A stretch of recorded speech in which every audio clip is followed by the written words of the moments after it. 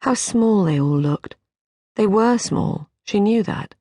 But sometimes Sylvie was taken by surprise by the breadth of her feelings for her children. The smallest, newest of them all, Edward, was confined to a wicker Moses basket next to her on the sand, and had not yet learned to cry havoc. They had taken a house in Cornwall for a month. Hugh stayed for the first week, and Bridget for the duration. Bridget and Sylvie managed the cooking between them, rather badly, as Sylvie gave Mrs. Glover the month off, so that she could go and stay in Salford with one of her sisters, who had lost a son to diphtheria. Sylvie sighed with relief as she stood on the platform and watched Mrs. Glover's broad back disappearing inside the railway carriage. "You had no need to see her off," Hugh said. "For the pleasure of seeing her go," Sylvie said. There was hot sun and boisterous sea breezes, and a hard, unfamiliar bed in which Sylvie lay undisturbed all night long. They bought meat pies and fried potatoes and apple turnovers, and ate them sitting on a rug on the sand with their backs against the rocks. The rental of a beach hut took care of the always tricky problem of how to feed a baby in public. Sometimes Bridget and Sylvie took off their boots and daringly dabbled their toes in the water. Other times they sat on the sand beneath enormous sunshades and read their books. Sylvie was reading Conrad, while Bridget had a copy of Jane Eyre that Sylvie had given her, as she had not thought to bring one of her usual thrilling Gothic romances.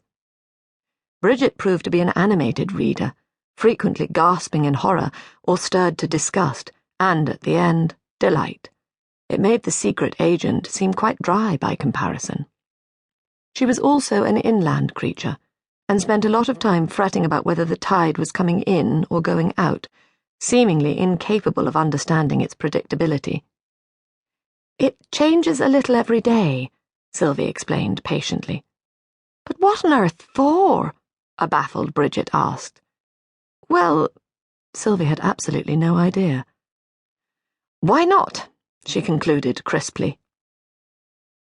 The children were returning from fishing with their nets in the rock pools at the far end of the beach. Pamela and Ursula stopped halfway along and began to paddle at the water's edge, but Maurice picked up the pace, sprinting towards Sylvie before flinging himself down in a flurry of sand. He was holding a small crab by its claw, and Bridget screeched in alarm at the sight of it. "Any meat pies left?" he asked. "Manners, Maurice," Sylvie admonished. He was going to boarding school after the summer. She was rather relieved. "Come on, let's go and jump over the waves," Pamela said. Pamela was bossy, but in a nice way, and Ursula was nearly always happy to fall in with her plans, and even if she wasn't, she still went along with them. A hoop bowled past them along the sand, as if blown by the wind, and Ursula wanted to run after it and reunite it with its owner, but Pamela said, "No, come on, let's paddle," and so they put their nets down on the sand and waded into the surf. It was a mystery that no matter how hot they were in the sun, the water was always freezing. They yelped and squealed as usual before holding hands and waiting for the waves to come. When they did, they were disappointingly small, no more than a ripple with a lacy frill. So they waded out further. The waves weren't waves at all now, just the surge and tug of a swell that lifted them and then moved on past them. Ursula gripped hard onto Pamela's hand whenever the swell approached. The water was already up to her waist. Pamela pushed further out into the water, a figurehead on a prow, ploughing through the buffeting waves. The water was up to Ursula's armpits now, and she started to cry and pull on Pamela's hand, trying to stop her from going any further.